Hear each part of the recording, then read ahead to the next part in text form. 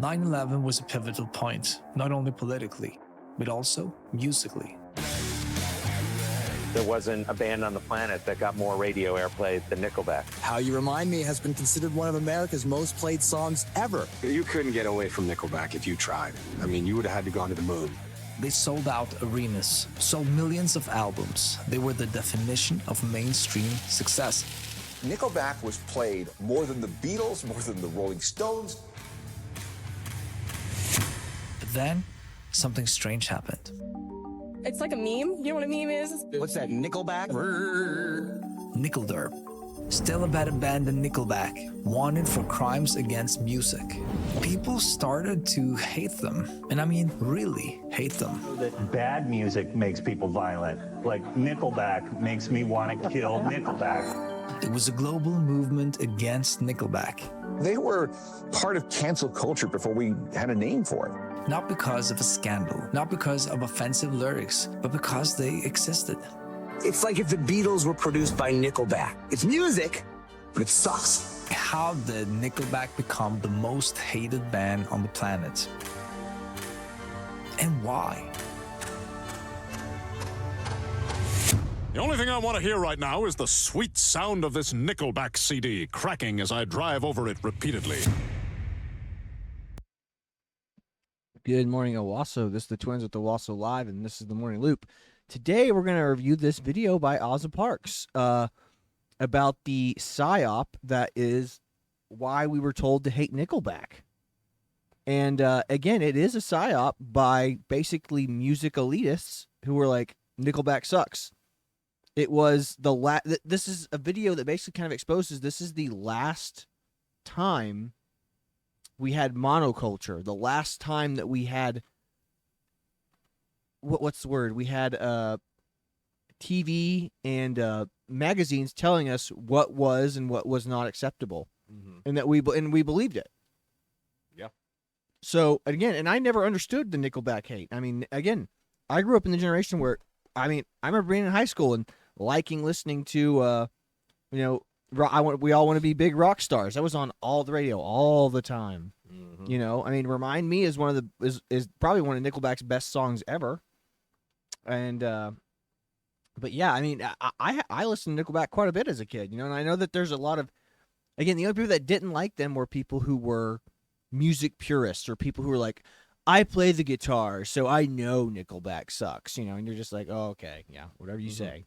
But yeah, this is a Psyop. Yeah.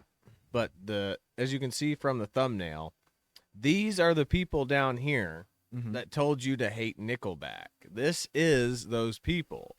It's these hipster-esque nerds that wrote for these magazines and these articles that were telling you, yeah, you shouldn't like them. They're not good, you know. And every band that I compare it to Rotten Tomatoes, the audience score versus the critic score. If the critics hate it and the audience love it, it's a good movie. If the critics love it and the audience hate it, it's a bad movie. Yeah. That's how you know. It's like critics will always side with the weird, you know, I don't know, like artist piece. Like has to be like, I don't know, like what's the word? It has to be different or like something. I guess the best way I could describe Nickelback is a lot like James Cameron's Avatar. It's very cool, flashy, and neat to watch, but Avatar has no rewatchability, and it's not really culturally relevant. Like, no one goes out of Avatar being like, I can't wait to watch Avatar again. Like, I remember watching Avatar in theaters being like, wow, this is amazing. And then watching it on DVD, be like, why can I not get through this without going to do something else? That's what I'm talking about. But Nickelback's not that way. Like, I mean, Nickelback is catchy and good. You know, like, it's enjoyable. You know, so I had listened to a Nickelback song a couple of times before I'd be like, all right, we're done. So anyway, let's get into this video and start reviewing. But yeah, this is us reviewing Ozzy Parks' amazing video on why we were told to hate Nickelback. Let me tell you a story.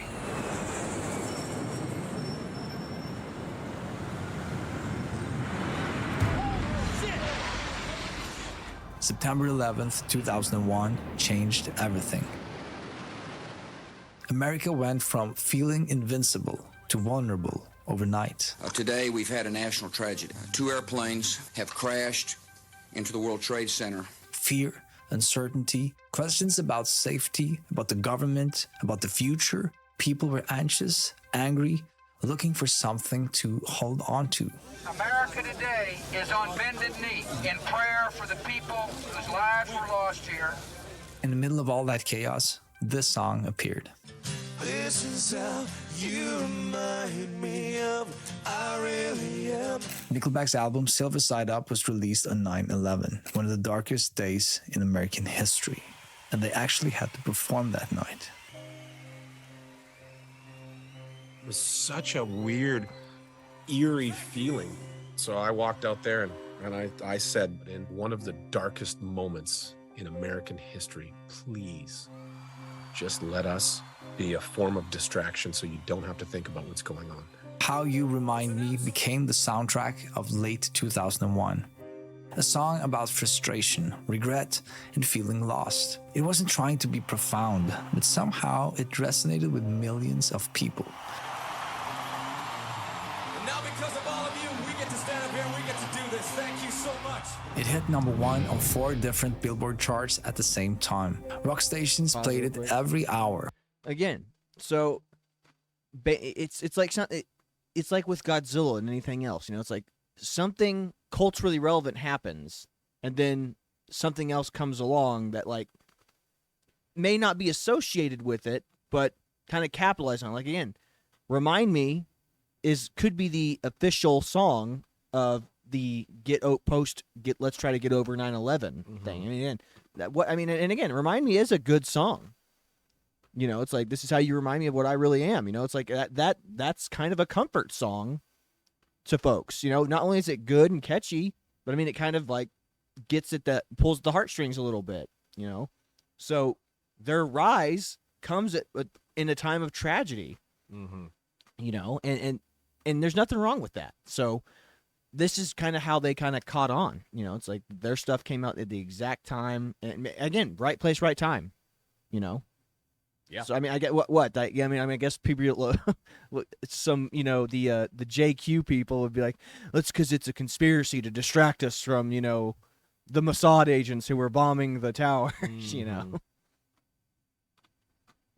Wild, but yeah, it's like even I remember watching Saturday Night Live after 9/11, and Giuliani was on there, and they're just like, we don't know if we should even, they even debated that. It's like, should we even do a show?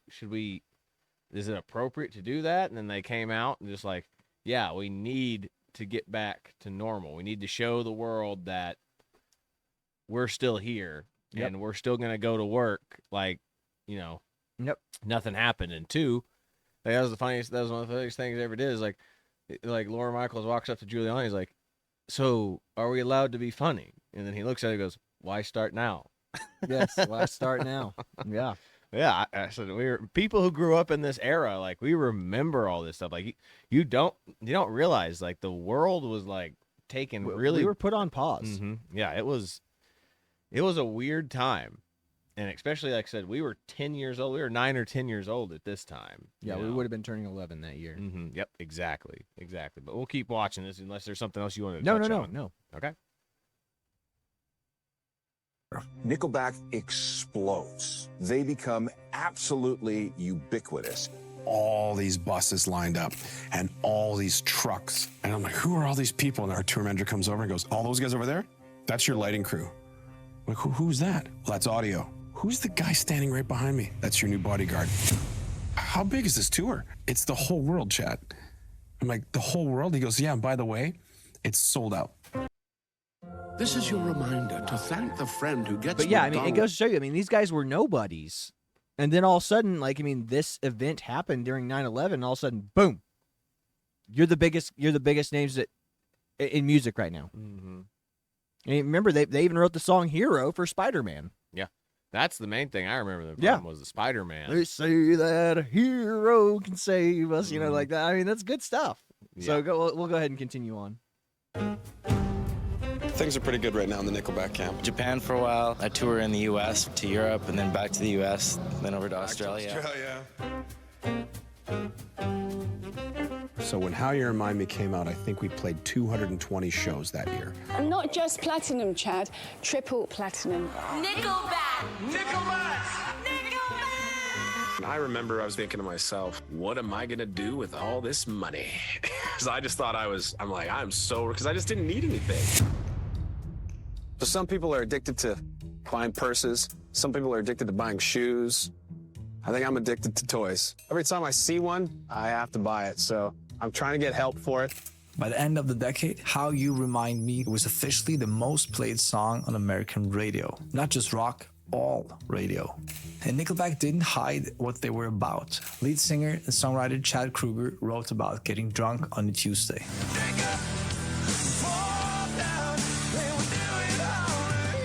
Getting through everyday life.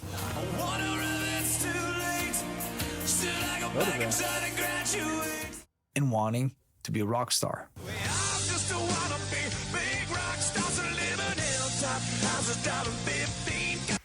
Nothing poetic, just relatable situations that regular people actually experienced. The writing session is over because we got to play. All right, we got to go. All right, buddy. Their album, All the Right Reasons. Again, you know, these guys they came in the generation, they watched the generation in the 80s, you didn't have to be ashamed of your money. You didn't have to be ashamed of being wealthy and talented. You know, it's like they were just like, yeah, no, we're not ashamed to like being wealthy. We're not ashamed that we enjoy this lifestyle. And again, there's nothing wrong with that. Like, how many people would want to enjoy that kind of lifestyle? All of us would. Yeah. It's like, I get to do what I love. I get to play music. I get to travel the world playing music for people who want to hear my music. And then, you know, I get to spend my well-deserved money for all this traveling. Yeah, only in the mid to late 2000s did Did it start this turn around that, like, you should be ashamed of being wealthy. Yeah, it turned into this pseudo-communist thing where it's like, you don't want to be again, rich. Or you don't want to have the appearance of being rich. Which is why you see, like, Leonardo DiCaprio walking around in cargo shorts and a T-shirt, be like, I'm not wealthy. You know? Well, it's like, I think that really, and that's another thing, too, is like, it probably could make a whole video over this, but I think that was really the Obama era coming out. Was Obama gets into office and is like, remember, like, it's like, you didn't build that. You didn't build that. It's like, okay, yeah, I mean, if it wasn't for the person who was the project lead, the person whose idea it was, it never would have happened to begin with. Someone has an idea to make a restaurant or something like that. Do you really think that the people that they hired after are really the people that built that? No, those people are right there because they're like, hey, this person is going to pay me good money to work for them. Yeah.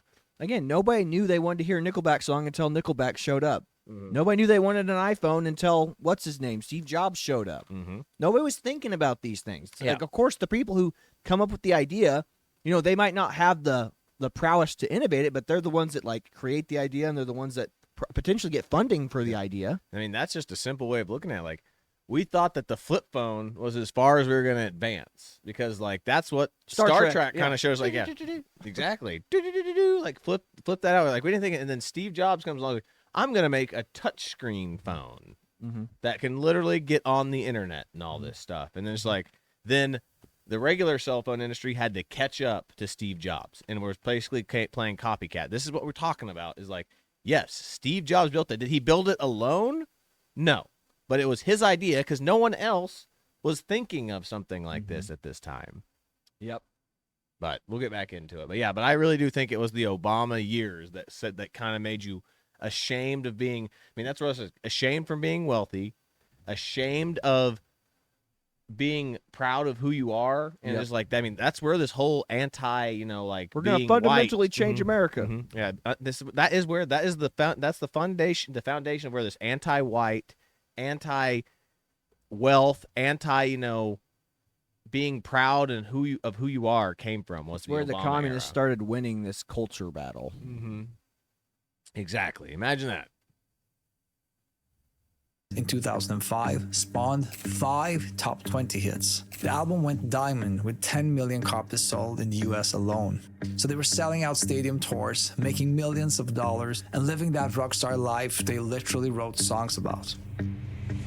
They tapped into something and people really connected with their music. But all that mainstream success was exactly what made them a target. Nickel bad, nickel hack, nickel bomb, nickel creep. It's like a meme. You know what a meme is? It's kind of just like a long-running meme. If you're new to Nickelback memes, strap in. I tell you to play music and you play Nickelback.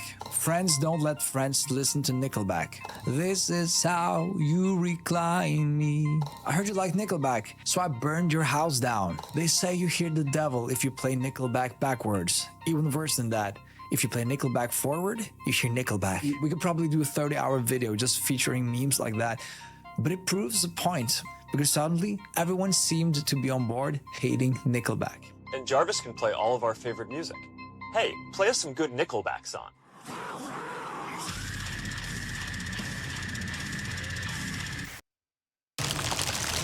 All right, well, and that's another thing too. Like, here's another thing I think, it's just like with anything, like burnout. I think people were just getting like a Nickelback burnout as well. Well, no, I don't even think it's that. Like, I don't. It's like, how do we not have Taylor Swift burnout then? I guess Like, that's some true. of us do. Yeah. That's the thing, though. It is the culture. It was the media elites, and this is what this next part's about. It's like it's about the media elites shaping your opinion, monoculture. Mhm. So this is what this next part's about. It's about the monoculture. It's about how the people who write the magazines, the people who have the websites, the local talk shows like Comedy Central. You know, Well, I mean, but this is kind of like what the Democrats have always been about all along. This is why this has always been like a left-wing thing. Is like there's these institutions of power that we can trust. Mm-hmm. And this was the first time that the industry was like, hey, we don't like Nickelback. It's the industry that's like, we don't like Nickelback. Mm-hmm. We're done with Nickelback. And the audience and the people still love Nickelback. And they're like, why isn't it working? Why can't we make them just go away? Yep. So the music snobs decided to meme this into existence. Again, which is why we have the image that we have of our thumbnail today of, look, it's two hipster-esque looking guys telling you to hate these cool-looking dudes. Yeah. It's always the nerdy hipster types that are like, don't like those people. I got a master's degree in music in college. It's like, these guys look like high school dropouts. Yeah. And you find out that's what most of the great bands are. They're like high school dropouts. Yeah, all they wanted to do was play music and go travel on the road. And that's what they did.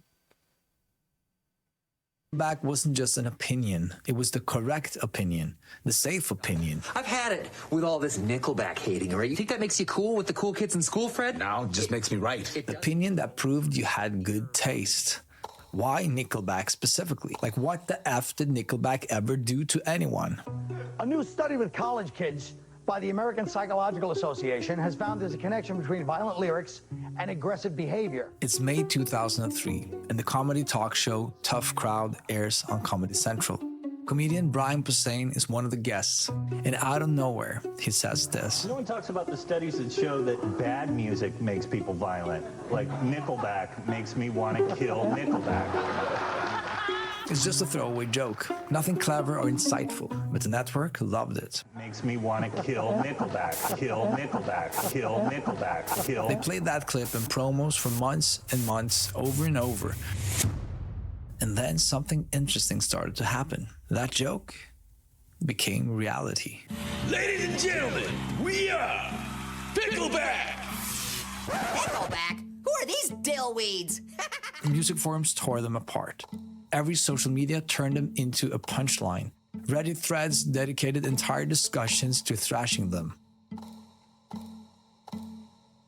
The absurd look at this graph meme went viral. Someone even created a Chrome extension called Nickel. Which, that's funny, is like that comedian, it literally is the representation of the two guys that we have down here, the two hipster guys. And like this funny part is that comedian was also like has been accused of like hanging out with Soliciting underage minors, girls. Yeah, exactly. He said buying alcohol for underage girls, with the intention of being in a hotel room alone with them, which, what do you think that's eventually going to possibly lead to? Exactly. And again, it's just, you don't have to look at it that deep. Again, it's like what Owasso said. It's a throwaway joke. It doesn't mean anything. It's like, I don't like Nickelback. Big deal.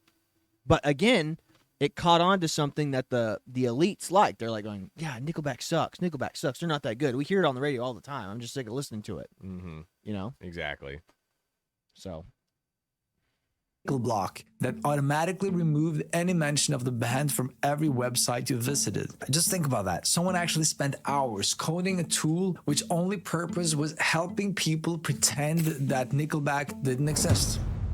A petition in Canada demanding that they be banned from performing. They got over 50,000 signatures, more signatures than most political issues. And during the NFL playoffs, a Detroit radio station promised that if the Lions won, they'd never play Nickelback again. Then a competing station one-upped them. They promised to play Nickelback non-stop for an entire day if the Lions lost. But all of this still doesn't answer the question.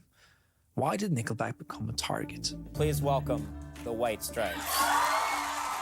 In the early 2000s, you had bands like the White Stripes, mysterious, artistic, wearing vintage suits, or the Strokes, skinny jeans with leather jackets, like perfectly messy. They looked like they just stumbled out of a New York dive bar at 4 a.m. Real rock stars were supposed to be cool, and I mean effortlessly cool. They weren't supposed to try too hard.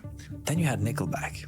Chad Kroeger had bleached blonde hair that looked like it required an entire bottle of gel every morning. Here we've got just closet space. Also traditionally good looking. By the way, this is the coolest freaking. Yeah, exactly. Again, it's the loser guys at the bottom identifying with the artists like White Stripes and stuff. It's like, yeah, these guys are music. Like these guys I could hang out with. Like, you know, Chad Kroeger looks like the guys that gave these guys wedgies in high school. You know what I mean? Like that's what it is. Like.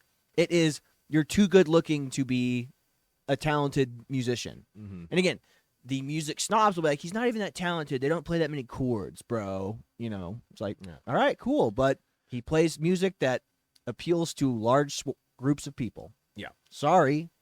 Like I said, it's like some of your artists' most popular songs, it took them to like, what's that guy's name?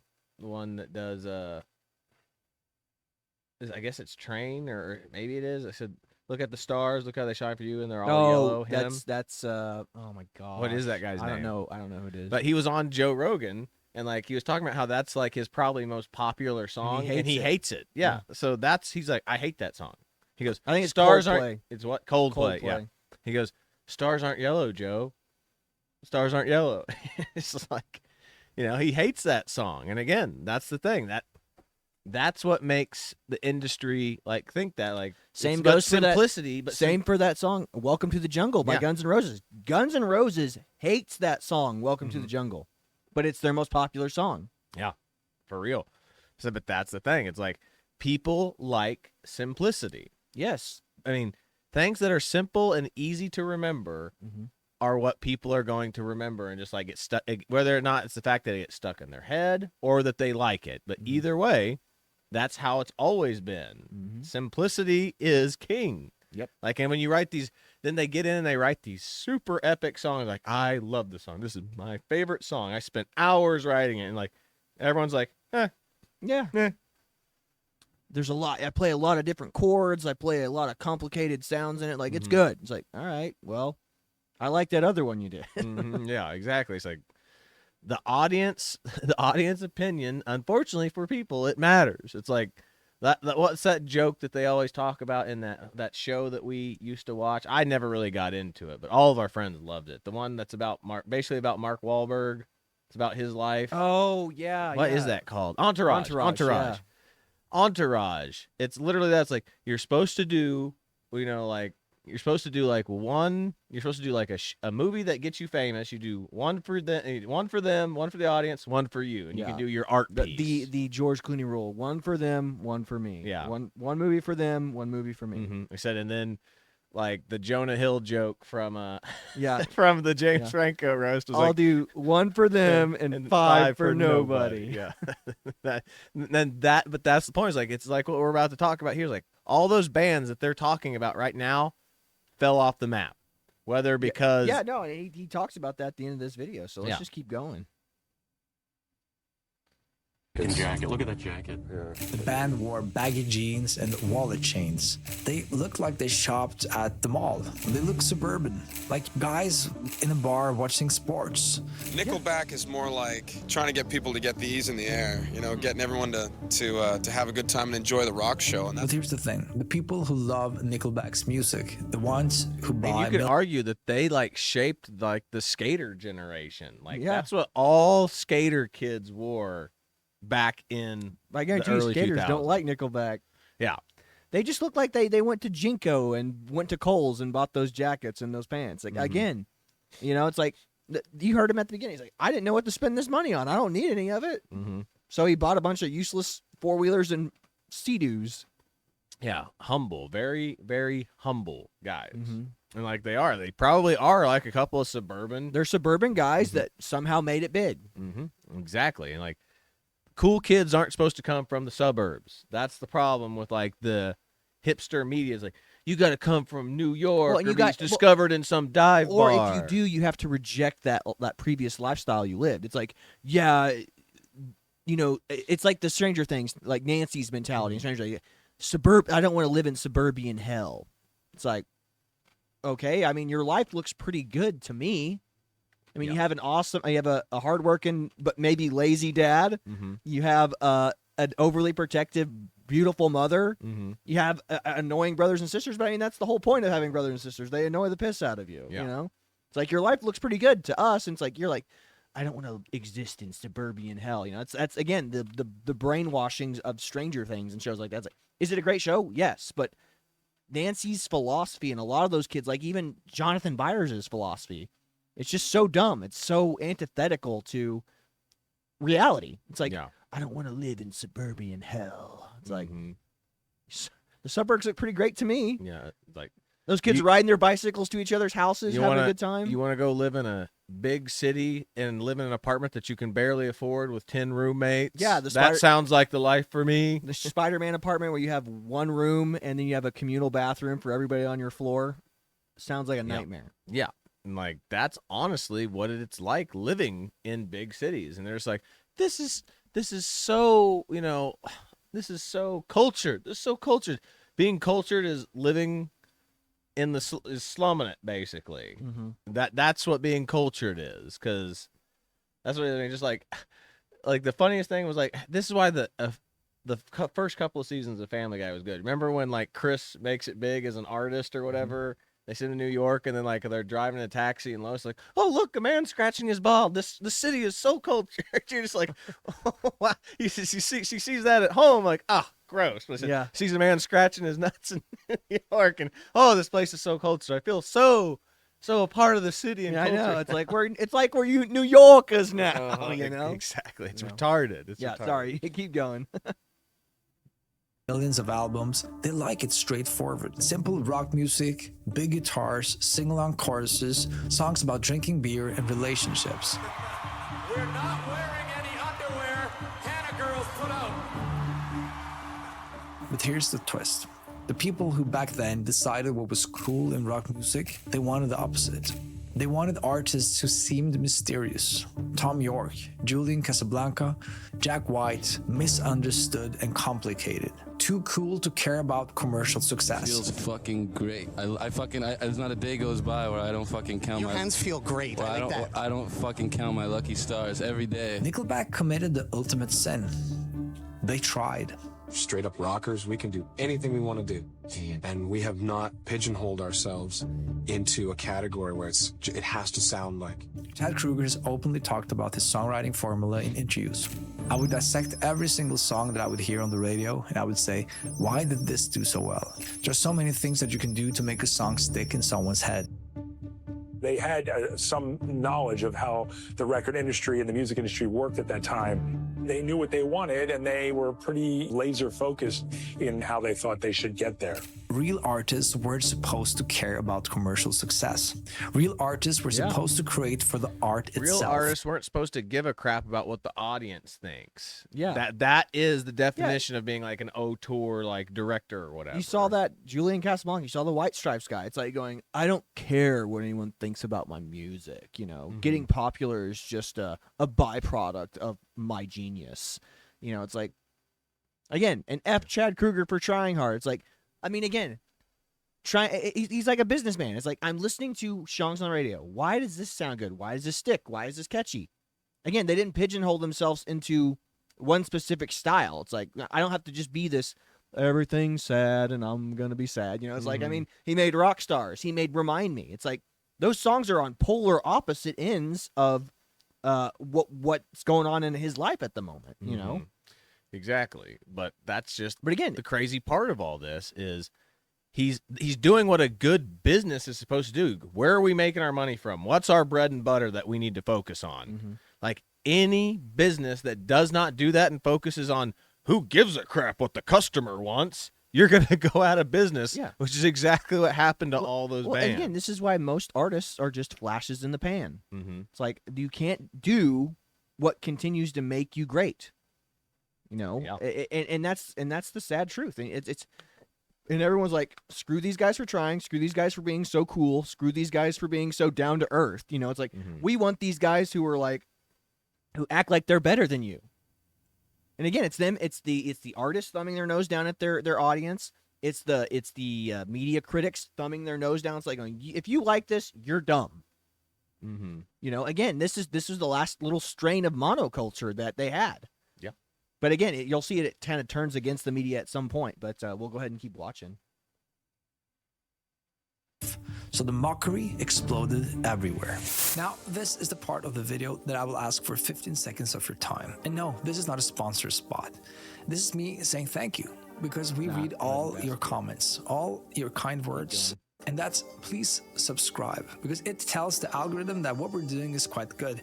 That they were considered to be irrelevant. This is a great video. I mean, fantastic. I was like, when I saw the title, I was like, I have to see this, because I was like, I don't understand the hate of Nickelback. Never understood it. Yeah. Agreed. Artistically. And if you like Nickelback, well, then you didn't have very good taste. See? The hate became its own thing, separate from the band almost. I don't know anything about Nickelback, but I know that, like, my friends that are super cool despise Nickelback. Yeah. Like, they kidnapped the Limburg baby. Yeah. You know, it's like they're they're playing music. If you don't like it, turn it off. It became this weird social, cultural ritual, a way to signal you belonged in the right group. You didn't need to justify anything. Everyone seemed to agree that Nickelback was terrible, and questioning that meant questioning the entire social order. It meant risking your own credibility. So people confidently declared them the worst band in history. But the more I read about Nickelback, the bigger fan of the band I actually became. This one time, they had been booked to a festival in Portugal. They got booed out of the building. You guys want to hear some rock and roll, or you want to go home? Got hit by a bottle. See ya. And here's Chad Kruger's comments afterwards. But people were throwing stones. Yeah, I have no idea why. We were playing a metal festival, and I have no idea what we were doing there, and it was just a horrible, horrible mistake. Just we're like, you know what? I came here to see metal. I don't want to see Nickelback. And in their defense, if I went to a metal festival, I wouldn't want to see Nickelback either. In my opinion, he seems like a really reasonable and nice guy. Hardly someone to waste valuable hate on. But where does this urge to collectively hate a band come from? And why? TurboTax look. I swear, when I watched this on my computer downstairs, there was not this many commercials. It's like YouTube knows what we're doing. Yeah. But anyway, guys, again, what you saw that? I mean, how if you were invited to a show, again, a metal concert, you know, they didn't book it. This is their manager's fault. This is their booker's fault. You know, they go to a show, and imagine you're up there and say, hey, you guys want to listen to some rock and roll? And then somebody pelts you in the face with a rock. You know, and you're like, or a water bottle, whatever it was. Like, and you just go, all right, see ya. I mean, like, you could have, like, he could have spit vitriol and hate. I remember seeing this. Our friends showed us like, isn't this awesome? And I was just like, not really. But I didn't know. I say that was the only thing that I ever thought that people hated Nickelback from was that little video right there. But I had no clue that they were at a heavy metal concert, and they're like, we didn't want you there because Nickelback is not heavy metal. They're punk. They're rock or pop. They're rock pop. You know. And I was like, wow. Well, now looking back on it, I was like, wow, that was kind of douchey of them, because it was like, that's what we'd call like a collab, just like, hey, they're in town. Let's see if we can book them. Yeah, and see if we can sell some extra tickets because Nickelback just happens to be in town. It was a business strategy by the metal concert that backfired for Nickelback. Yeah, exactly. And again, that was the booker's fault, not Nickelback's fault. They were just happened to be in town. Yeah, obviously, like you said, like their agent and the Heavy booker. Metal Festival are the two that are responsible for this, because like, I bet his agent's like, are you sure you want Nickelback to come to a heavy metal concert? My guys aren't heavy metal artists. Yeah, we're trying to sell out the stadium. Just like, yeah, it was probably the heavy metal concert. Like, yeah, if we have a big famous band like that show up, well, maybe we'll get more asses and seats and get more people buying our product. And again, it's kind of like one of those things where it's like, you know how it's why stories that are told verbally can be funnier than things that you see. Yeah. Because I remember people telling me about this, and I laughed, and I was like, that's funny. He got hit by a water bottle by a fan who didn't want to see him play. It's like, that's funny. But then you see it, and you're like, it's really not that funny. Yeah. It's like the whole, you remember what the Pikes would do? So there's a rival fraternity at the University of Tulsa. They were the Pike House.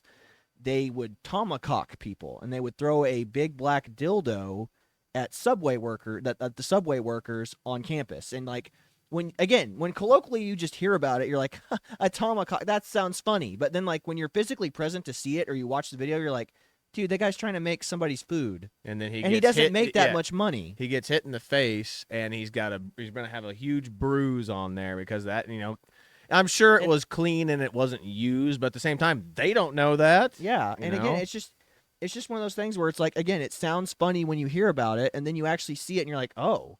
Same goes with all the comedy of like Bert Kreischer and what's his name? That one guy from Australia, Jim Jeffries. Jim Jeffries, yeah. It's why his show sucks, because like when he tells the story about the things that he did, you laugh because it sounds funny, but then you actually see it play out on like a TV show, and you're like, oh, this is weird. Again, the whole Bert Kreischer machine story. It's like when he spits vodka, when the Russian spits vodka in his teacher's face, you're like, that's freaking hilarious. That teacher probably deserved it. And then you actually see it, and you're like, ooh, I'm far less sympathetic to your story now. Like, now that I've seen it, I'm like, again, I'm somebody who likes Bert Kreischer's comedy. I'm somebody who thought the machine story is absolutely hysterical, but then I physically see it in his movie.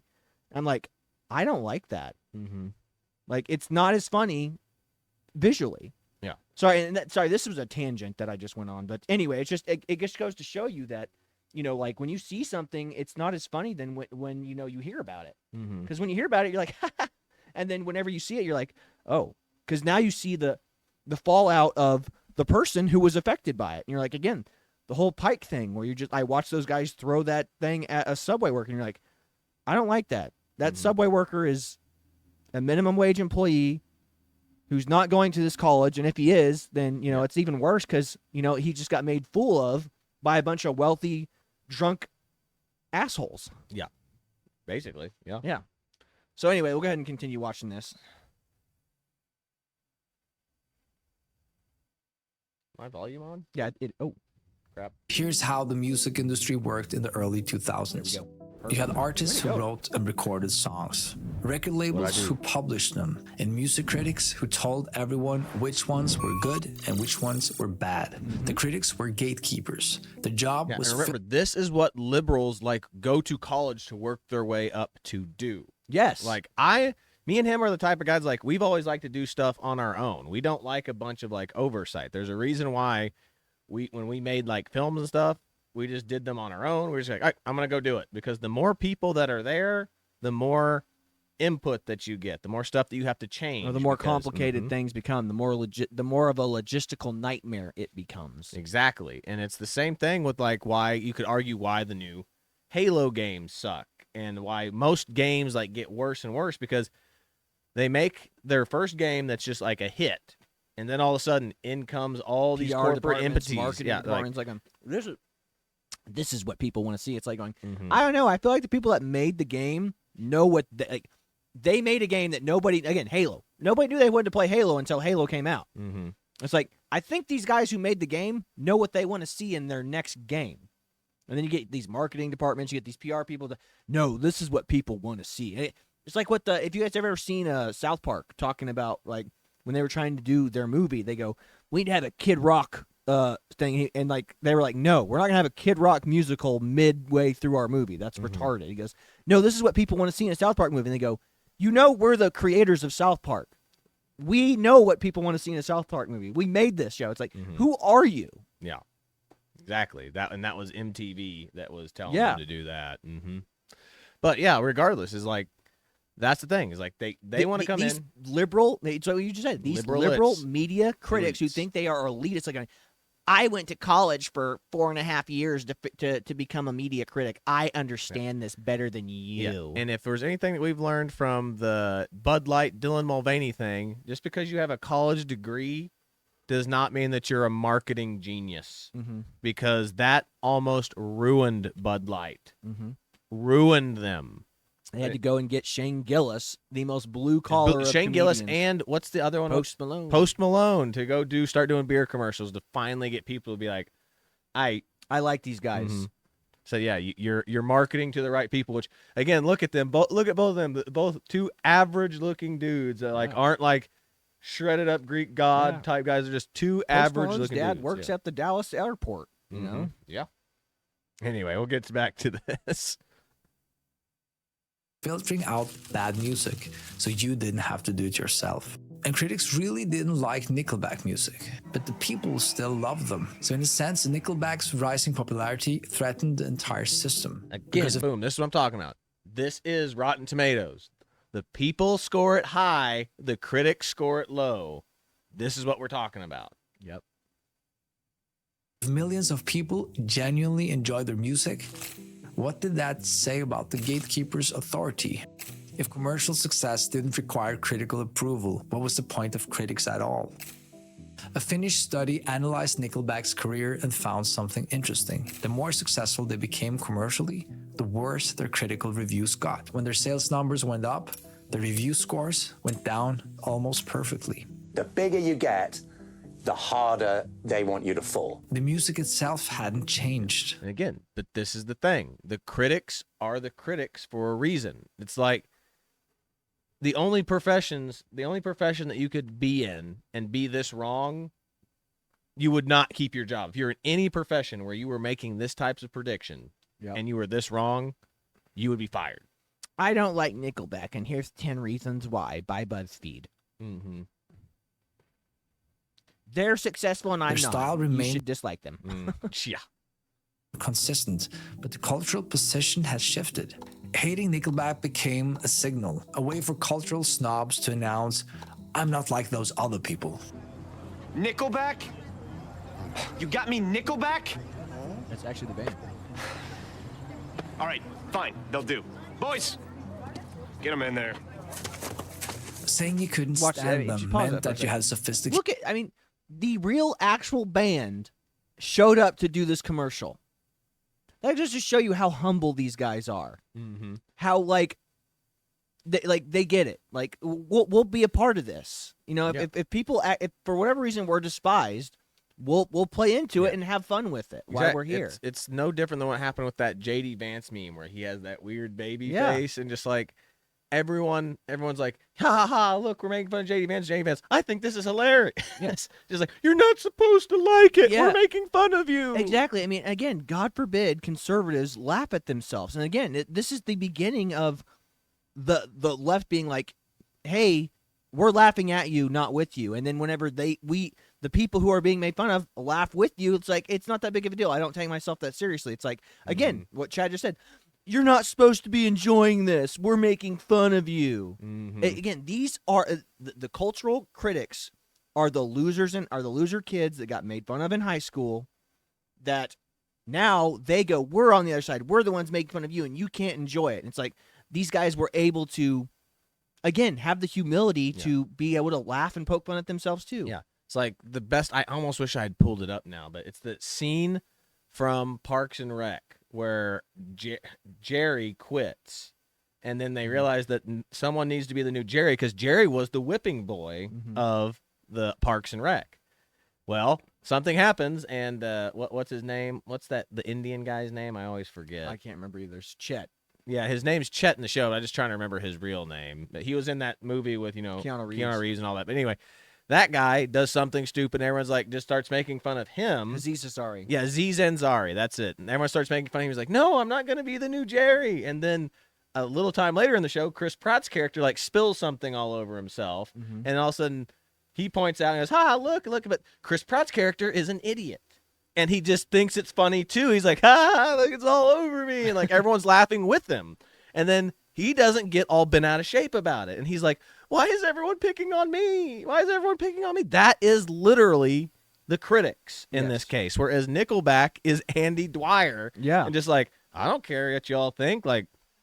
I'm still enjoying my career, making money, singing songs. Exactly. They are the type of guys that any publicity is good publicity. It's not like that these guys ever had any, like, think about that. I've never heard any sexual in conduct between these guys. I think some of them have had, like, relationship issues and stuff like that, but you haven't heard anything like abusive, negative, like alcoholism, anything like that with Nickelback. All you have is these guys right here, and like they don't take themselves too seriously. Again, do you think the guys who were the singers in White Stripes and all that jazz, do you think they would not have killed themselves if like the media came after them as hard as they came after Nickelback? Yeah. They'd be like, "Oh, my career's over. The Rolling Stone hates me." It's like that's what would happen because those guys weren't resilient. They were acting like they didn't care when they actually did care. Mm-hmm. And like I said, where are they now? Exactly. But we'll get back into this. When was the last time you heard a White Stripes song? Yeah. Educated taste, even if you'd never actually sat down and listened to a full album. And the beauty of it, you didn't need to defend your position. Everyone agreed that Nickelback was terrible.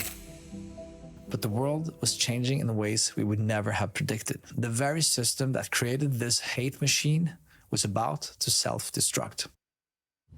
No!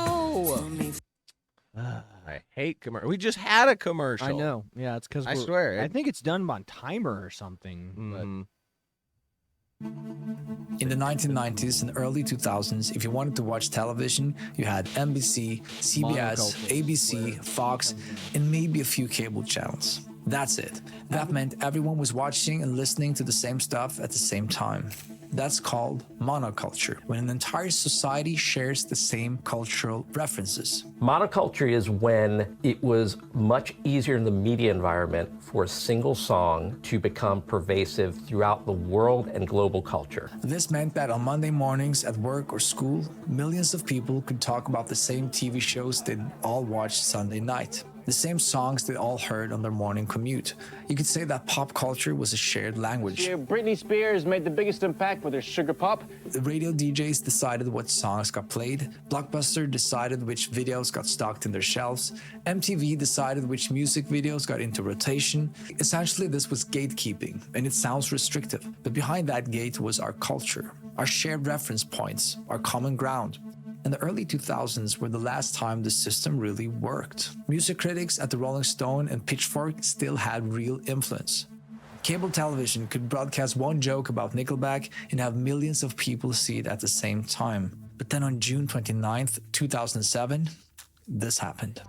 A widescreen iPod with touch controls, a revolutionary mobile phone, and a breakthrough internet communications device. Everything changed. Suddenly, the limitations disappeared. You had unlimited access to unlimited content in your pocket, available 24/7. Millions of videos, thousands of streaming shows, infinite options.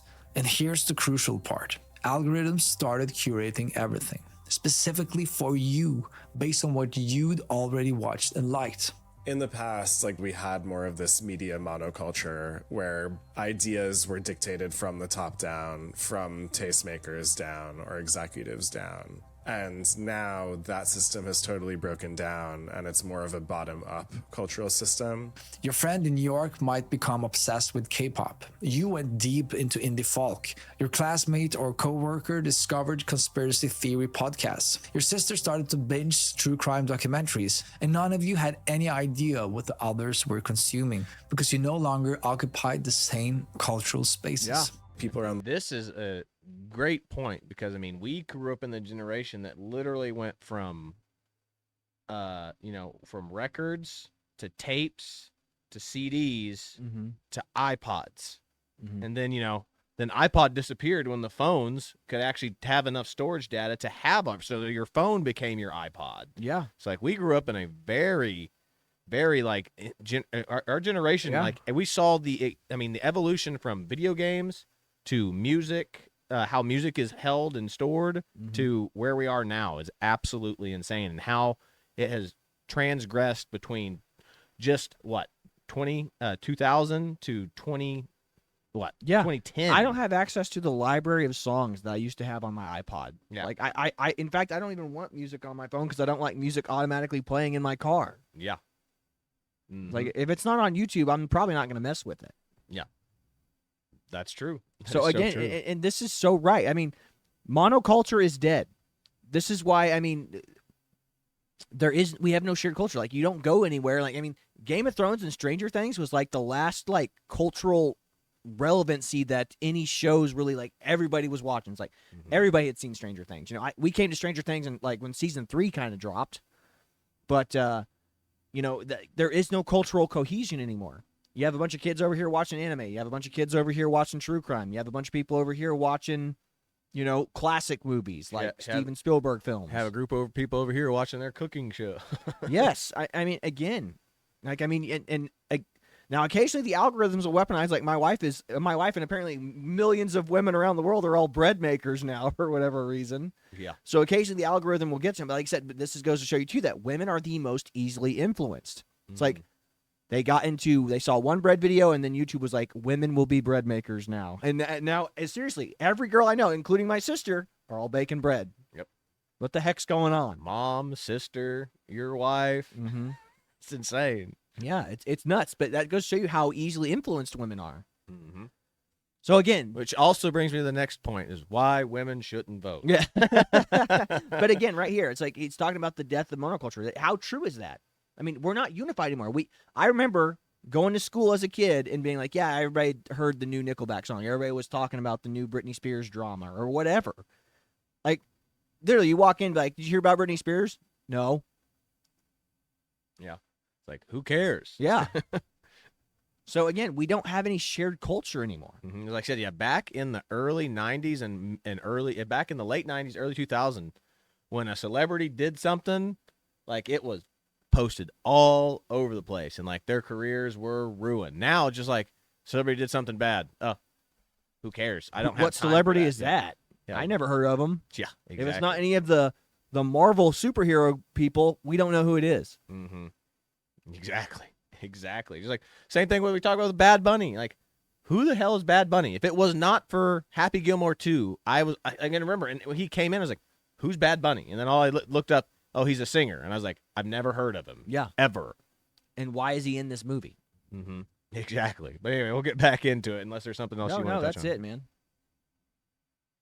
In the world, we're posting so much and creating so much content that we needed some kind of filter for it. When there's too many posts and you're following too many people, it kind of wrecks the system because you can't keep chronological track of something. Around 2015 is when Facebook really leaned into recommendations and everything else just followed Facebook. So once the Facebook feed became more automated, that kind of gave permission for other companies to do the same thing. Writer Kyle Chayka called this filter world, a place where we've outsourced our taste to algorithms, where we don't discover music anymore. Now we're fed music based on what we've already liked. The algorithm doesn't challenge us or surprise us. It just gives us more of the same. Lazy. We don't want to get too far out of our comfort zones. And these algorithmic platforms make it so easy to not do that. We don't have to choose exactly what to listen to. We just have to passively consume what the algorithm is offering to us. And when everyone's algorithm is different, everyone lives in their own reality, their own bubble, their own versions of culture. Culture is now splintered into a million micro communities. Kind of sounds like the political divide too. Yeah. But yeah, this is what we're talking about. Like, your filter is feeding you things that you want to do. And this is what we talk about. This is why that liberals are in such a bubble. It's because you're only seeing the 99% whatever crap, your democratic liberal stuff. Whereas, again, this is happening to conservatives too. But remember, this is what we keep talking about. It's like, the media apparatus has put their thumb on the scale, and Google shows, like, when you type in Donald Trump, you're going to find like 70% negative articles versus 20 10% neutral, 20% positive, or whatever it is. Again, so our worldview is being shaped by, again, the people who have their levers on the Google platforms and whatnot. So Facebook. I mean, again, it's the reason why whenever I post stuff in Facebook, it goes, sorry, this is not shareable. Yeah.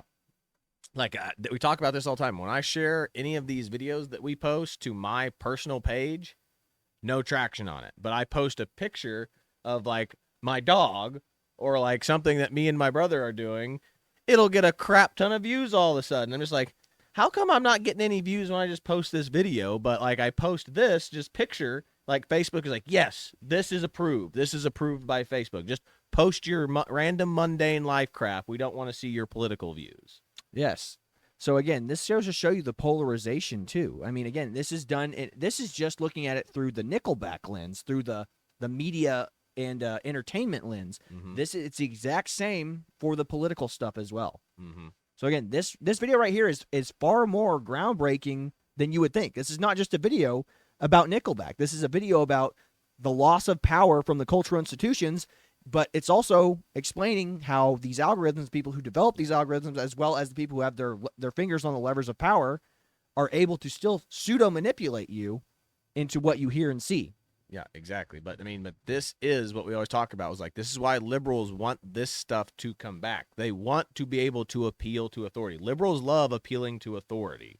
Yep. It's like, Nickelback is bad because higher powers that be at, Rolling Stone or whatever say it's bad. That's what they want back. Trust the science. Yeah. That's the trust the science argument. It's like, they've done the studies. Like, even though by every metric degree that you can see, Nickelback is still one of the world's most popular bands in the world to this day. And yet they'll tell you Nickelback's bad. Yeah. Nickelback bad. Yeah. Go ahead and keep watching. Has died. And with it, died the ability for everyone to agree on anything. And that's when it occurred to me that we're never going to have another Nickelback. Like, we will never have another most hated band in the world.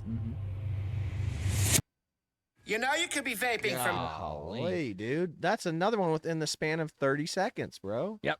Anyway, I think the end of this will be the wrap-up. This is the closing. So we'll close out here and finish off the video for you. But again, how crazy is that? Again, this guy, Az is right here. There will never be a culturally hated band like Nickelback ever again. Because we have no cultural unity. We have no monoculture. It's like, who's the worst band in the world? Some people will be like, oh, NSYNC. Some people will be like, no, any country band's the worst music in the world, There is no unified culture anymore. At all. Yeah. Like, again, how crazy is that? I mean, this is the new world we live in, the brave new world. And we don't agree on it. Nobody agrees on anything. No one's consuming the same stuff. And again, the only way you are consuming the same stuff is if you are going to the same church. And even churches are consuming different things. Some pastors don't criticize women at all. Some pastors exclusively criticize men. Some pastors, we have woke churches now. You have churches that don't follow any of the doctrines of Jesus Christ. You have churches that, you have Catholic churches. You have Protestant churches. You have every denomination of Protestant. You got Baptist, Methodist.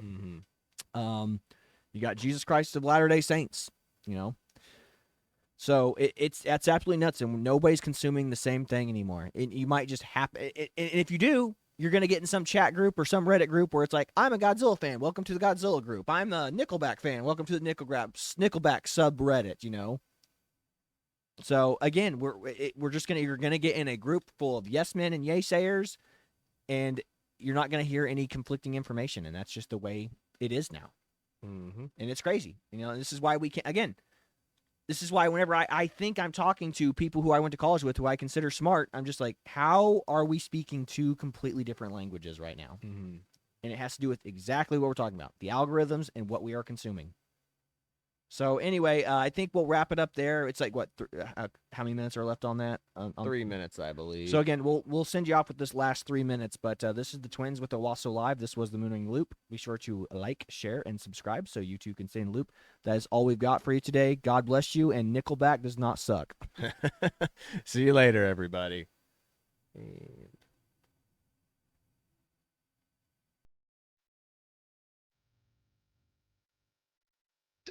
Actually due to Nickelback.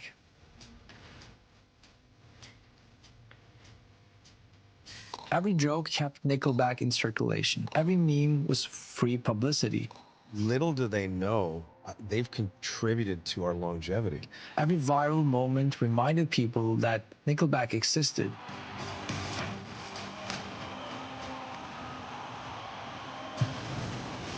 And while other bands from the 2000s disappeared, Nickelback stayed relevant. They never stopped touring, never stopped making albums. They never apologized, never tried to be cooler. They outlasted the joke. You know, say what you want, but like all those bands that we came up with that didn't get the hate, they're just gone. When's the last time you thought about Hoobastank or Puddle of Mud or any of the other post-grunge bands from that era? Rolling Stone magazine laid off most of its staff. Pitchfork got absorbed and gutted. Meanwhile, Nickelback just announced a new tour. Nickelback might have been the last band that united us, even if what united us was hatred. And there's something almost poetically beautiful about that. Because in our fragmented world, we can't agree on anything. Not politics, not values, not even basic facts. So for Nickelback to be universally hated, maybe it isn't such a bad thing after all. It's time to accept what we already know. Nickelback is fucking amazing. This journey took me down this rabbit hole where I learned about filter world, like essentially the world we're living in today. And this is such a big question, and I haven't thought about it this deeply before, but I want to hear your opinion. To some extent, it's a good thing that we don't have the gatekeepers anymore. But maybe the gatekeepers weren't that bad, because if we changed it with the algorithms, maybe that's worse. And if you, by any chance, enjoyed this video, please check out our latest video over here. And don't forget to subscribe, like, share the video with someone you know, all that good stuff. Thank you so much, and see you for the next one.